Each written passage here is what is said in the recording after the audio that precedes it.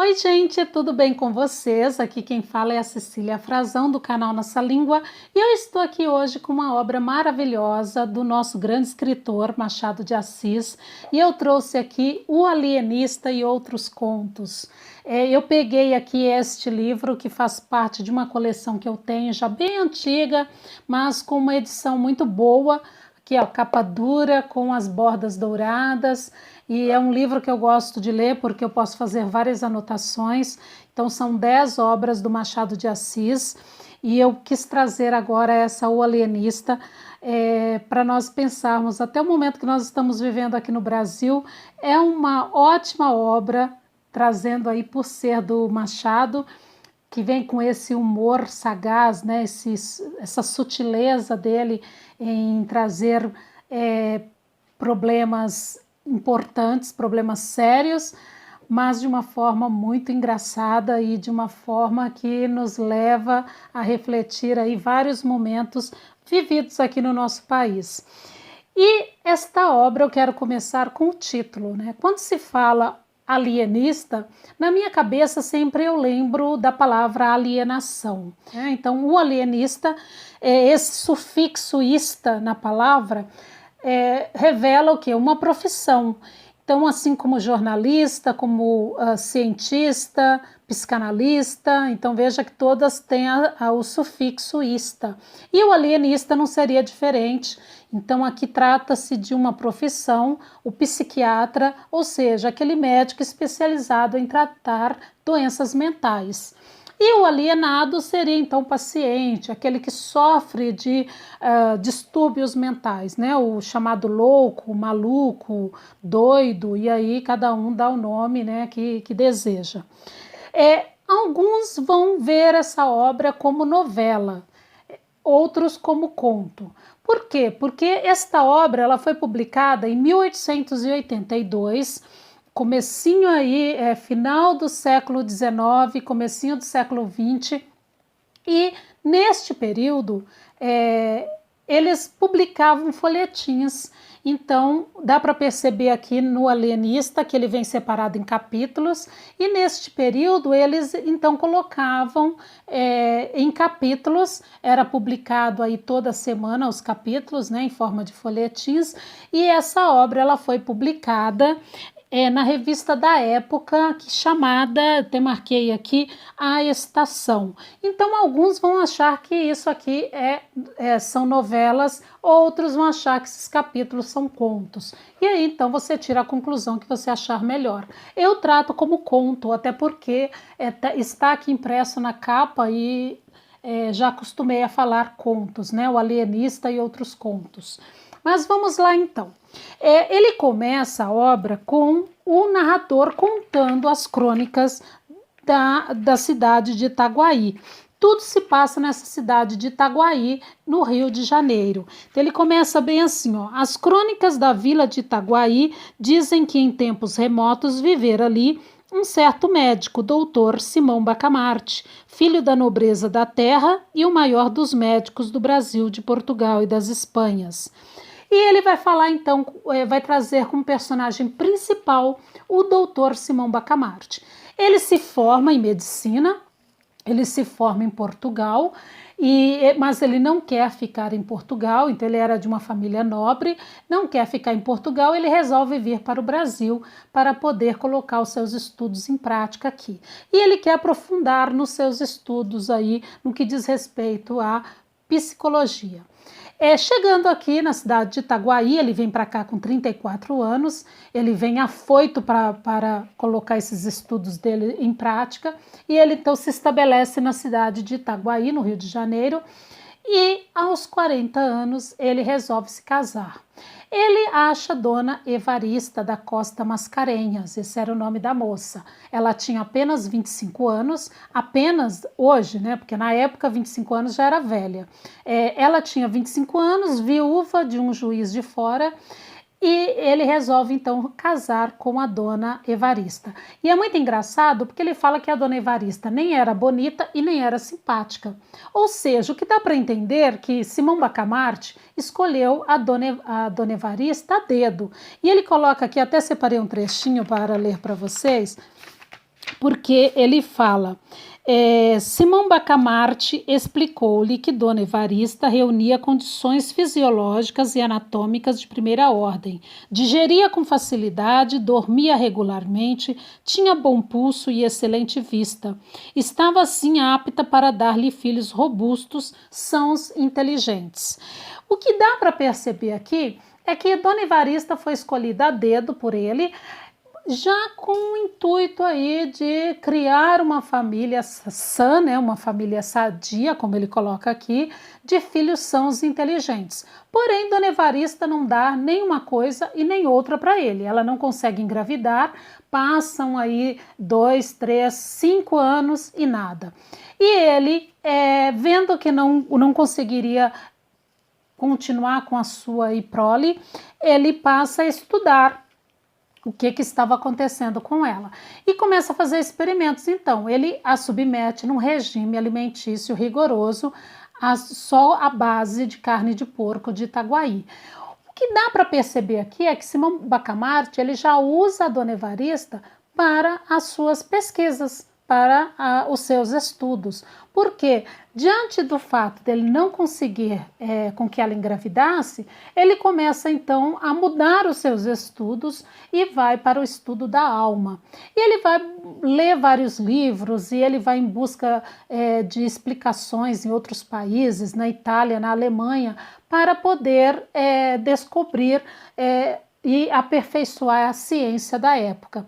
É muito importante lembrar que quando nós falamos de final do século XIX para começo do século XX, temos que lembrar que a ciência estava passando por mudança, a chamada ciência moderna. Nós temos um nome aí que todo mundo já ouviu falar alguma vez na vida, que é o Sigmund Freud, que é o pai da psicanálise. E o Freud, ele começa a tratar as pessoas, né, que tinham aí alguns distúrbios, ele tratava à base de hipnose. E depois, então, ele vai elaborar a hipótese de que a causa da histeria que as pessoas tinham era psicológica, não era orgânica, como na época achava que fosse. E a partir então desse estudo, dessa hipótese que ele elabora, ela vai servir de base para ele desenvolver outros conceitos aí da questão do inconsciente. Isso final do século XIX para o século XX. Então, olha aí esse dado que eu estou colocando aqui, porque a ciência vai passar por mudanças, tanto que muitos experimentos são feitos, principalmente na Segunda Guerra Mundial, e eu já falei disso aqui em outro vídeo meu no canal, depois deem uma olhadinha lá. E fiquem de olho nisso, porque não é à toa que Machado de Assis traz aí essa questão da Dona Evarista, que tinha toda a parte fisiológica dela funcionando, tudo muito bem, e de repente ela não consegue engravidar, colocando então à prova a ciência do doutor Simão Bacamarte. E ele percebe que ali em Itaguaí, agora falando da história, né, da narrativa do alienista, ele percebe que ali em Itaguaí há muitos loucos. As pessoas mais violentas são colocadas, né, são mantidas dentro das casas e saíam quando mortas. As mais mansinhas caminhavam pelas ruas ali, mas todas elas apresentavam um certo distúrbio, né, todas essas pessoas que ele considerava loucas. E ele resolve abrir então um estabelecimento. Ele vai até a Câmara para ter uma permissão, para ter uma licença para construir ali, digamos, um hospital de loucos, onde ele pudesse tratar essas pessoas, onde ele pudesse colocar impractica os estudos dele. E ele tem a ideia de construir essa instituição, porém todo mundo acha que ele é louco. Imagina como vai misturar aí os loucos violentos com os loucos mansos, isso não vai dar certo. E todo mundo duvida da ideia do doutor Simão Bacamarte. Porém, com a licença na mão, ele acaba construindo a chamada Casa Verde, né, em Itaguaí. Casa Verde porque as janelas eram todas verdes, e ele vai construir mais de 50 quartos ali para tratar desses doentes. Interessante por quê? Porque ele começa então a prender pessoas que não tinham, não apresentavam nenhuma questão de distúrbio mental. E eu vou ler um trechinho aqui para vocês do dia da inauguração da Casa Verde. Ele coloca assim: correu gente para assistir às cerimônias que duraram 7 dias. Muitos dementes já estavam recolhidos e os parentes tiveram ocasião de ver o carinho paternal e a caridade cristã com que eles iam ser tratados. Dona Evarista, contentíssima com a glória do marido, vestiu-se luxuosamente, cobriu-se de joias, flores e sedas. Ela foi uma verdadeira rainha naqueles dias memoráveis. Ou seja, ela muito feliz com o marido, porque o marido tinha aberto este estabelecimento, estava ali todo mundo adorando a ideia, embora achasse que aquilo não iria dar certo, e todos então passaram aí a vangloriar, né? Todos acharam por bem merecer ali o trabalho daqueles dois. Na verdade, do doutor Simão Bacamarte, né? Porque a esposa só estava ali de enfeite para essa ideia dele. Interessante porque ele começa então a levar as pessoas que diziam ter aí distúrbios mentais para a Casa Verde. Mas algo inusitado começou a acontecer, porque primeiro já tinham alguns internados lá, porém começou então a levar pessoas que não apresentavam distúrbios mentais. Por exemplo, tem alguns personagens bem inusitados. Tinha aqui um fazendeiro, né, de Minas, e ele tinha várias cabeças de gado e ele começa a dar, então dava 300 cabeças de gado para um, 600 cabeças para outro. Isso começou a chamar a atenção do doutor Simão Bacamarte, falou: leva ele lá, para a Casa Verde, porque ele não está bem da cabeça. Outro aqui inusitado também foi o Costa. O Costa tinha herdado uma herança de um tio dele e ele emprestava dinheiro assim a torto, né, e a direito para as pessoas e não cobravam essas pessoas. Muitos não pagavam, ficavam devendo para o Costa e acharam que ele não estava bem da cabeça, onde já se viu ficar emprestando dinheiro assim, né, e não receberem de volta o dinheiro. Então leva ele também lá para a Casa Verde. Só que aí aparece uma prima do Costa para poder brigar, ficar em defesa do Costa, porque ele não apresentava nenhum problema. Isso não era uma questão de loucura. E ela vai conversar com o doutor Simão Bacamarte. Mas quando ela chega lá para falar com ele, nas conversas que eles tiveram ali, ela fala que tinham jogado uma praga na família e que essa praga era justamente para a família não conseguir guardar dinheiro. Então a família sempre ia perder dinheiro por causa dessa praga que tinham jogado na família. E diante dessa conversa meio sem pé nem cabeça, ele manda a prima ir visitar o Costa lá na Casa Verde e ela acaba ficando por lá também, prendem ela e ela não pode sair de lá. A cidade inteira, vendo que estava muito estranho, muito estranha essa história, as pessoas começaram a se questionar, a se perguntar, foi causando ali um pânico nas pessoas, porque bastava qualquer coisinha para ser levado para a Casa Verde, começam a levantar suspeitas a respeito dos estudos do doutor Simão Bacamarte.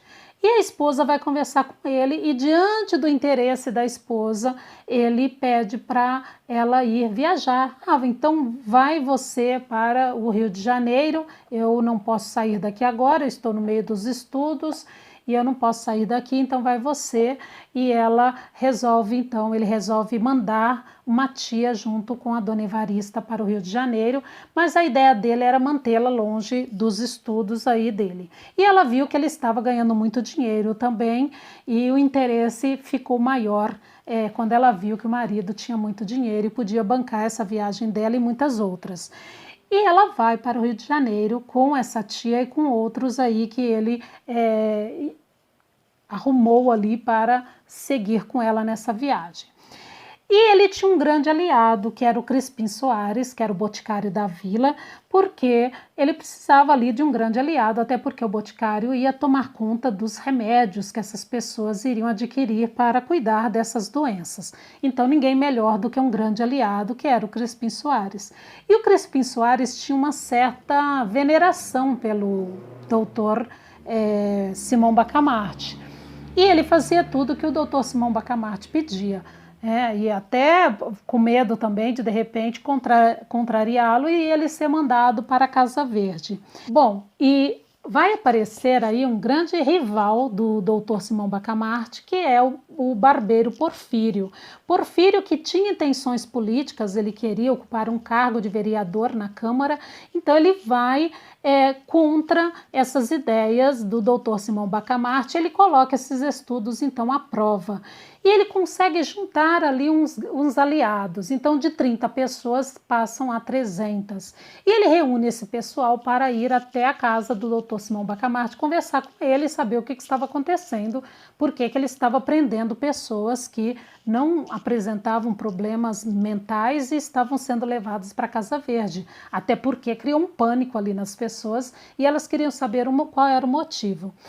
E é muito engraçado porque nesse trecho a dona Evarista está ali experimentando os vestidos, de repente ela começa a ouvir um movimento, a ouvir o nome do marido dela e ela vai à procura do marido que está na sala ao lado lendo, tranquilo, como se nada estivesse acontecendo. E essas pessoas chegam na frente da casa dele e querem a presença dele. E aqui deixa eu ler um trechinho que eu separei para vocês. Entretanto, a arruaça crescia, já não eram 30, mas 300 pessoas que acompanhavam o barbeiro, cuja alcunha familiar deve ser mencionada, porque ela deu nome à revolta, chamavam-lhe o Canjica.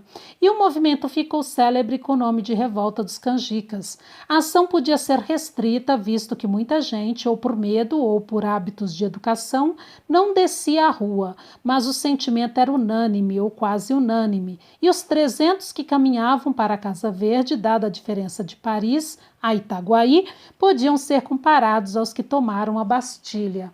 Olha que interessante a comparação que o Machado de Assis faz aqui com esse personagem com a queda da Bastilha. E interessante porque eu estou falando de um período aí, começo, final do século XIX, começo do século XX, que a ciência, como eu disse, estava passando por mudanças. Nós vamos ter aí a ciência moderna, dois países considerados o berço da ciência moderna. Nós estamos falando aí de França e Alemanha, e ele vai trazer então essas comparações, por isso que eu disse que é muito importante vocês verem a evolução da ciência moderna desse período para poder comparar aqui com o que o livro traz. Barbeiro Porfírio, ele vai juntar todas as pessoas para poder falar ali com o doutor Simão Bacamarte. Tem outro trecho aqui que ele não se intimida, ele vai falar com as pessoas e ele diz assim, olha o discurso dele. Meus senhores, a ciência é coisa séria e merece ser tratada com seriedade. Não dou razão dos meus atos de alienista a ninguém, salvo aos mestres e a Deus. Se quereis emendar a administração da Casa Verde, estou pronto a ouvir-vos, mas se exiges que me negue a mim mesmo, não ganhareis nada.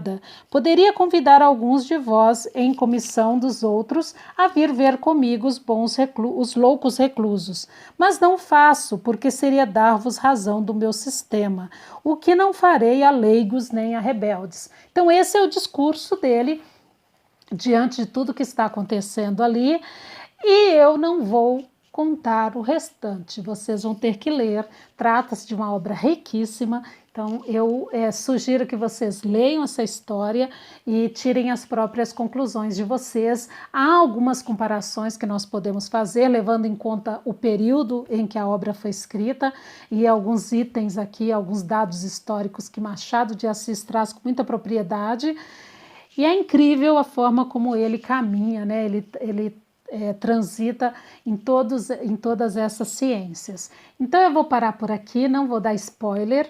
Eu espero que vocês tenham gostado desse vídeo. Se vocês gostaram, deixem aí o like, compartilhem, acionem o sininho para receber novos vídeos. Vou deixar aqui embaixo o link da Amazon para quem quiser adquirir a obra e deixem os comentários de vocês que eu vou amar ler o que vocês acharam aí desse livro, dessa obra maravilhosa do Machado de Assis, ok?